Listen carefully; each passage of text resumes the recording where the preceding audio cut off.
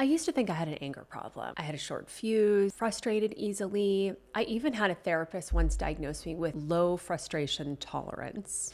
What I eventually realized was that my anger was actually protecting something else. Underneath anger is usually pain, fear, another form of suffering. When I'm hurt, I need to do something to stop it. I want to fix it, solve it, change it, rearrange what's going on so that I can feel better on the inside. Most of us think that if something hurts, something must be wrong. We treat emotional pain like a problem that needs a solution. Something hurts, what do I do? Someone's upset with me, how do I fix it? I feel afraid, how do I make myself feel certain? But not every painful experience means that something has gone wrong. Sometimes pain is an appropriate response to the situation. I learned this for the first time when my daughter was a baby. For 2 years, my daughter woke up every 90 minutes. Around the clock, every night, every 90 minutes, wake up, change, nurse, rock her back to sleep. Then it would start all over again. Wake up, change, nurse, rock her back to sleep. This happened night after night. At the time, I didn't know that she had a sleep disorder. I read every sleep book, every parenting book. I searched the internet constantly. I talked to other mothers. Everyone had advice. And I became obsessed with trying to find the right answer.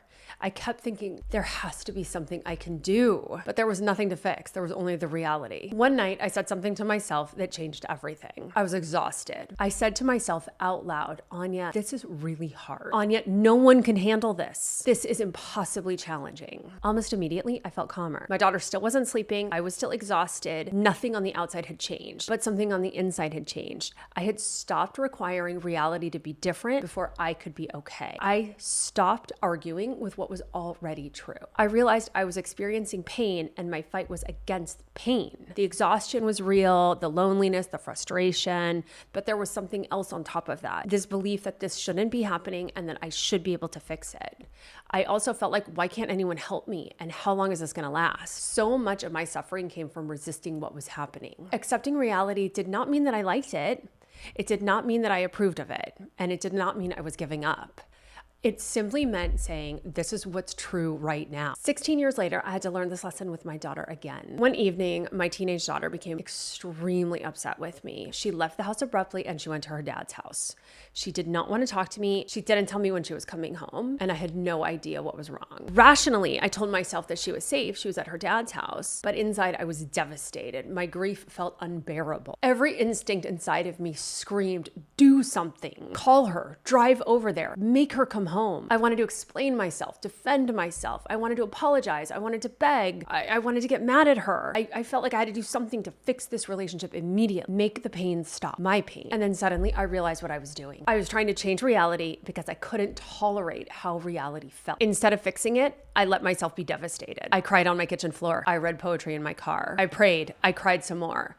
I knew I couldn't force a conversation. I couldn't demand certainty. I didn't require her to change her feelings so that I could feel better. The pain did not disappear, but my panic did. And this is where I think we start trying to control our teenagers. Their anger hurts us. Their disappointment scares us. Their rejection devastates us. Their choices create uncertainty and fear. And because we can't tolerate those feelings, the uncertainty, the fear, the hurt, we try to change them. So we try to change our feelings by changing our teenagers. And sometimes what looks like good parenting is just trying to regulate ourselves through managing our children. But if I can tolerate my own discomfort, I don't need my child to be different for me to be okay. For most of my life, I thought freedom came after the pain ended, when the relationship healed, when the person forgave me, when the problem was solved, when I knew what was going to happen, and then I felt better. Now I think freedom is something different. Freedom is knowing I can experience what is happening without immediately needing to change it. Transformation in my life has never begun with control or certainty or the perfect solution.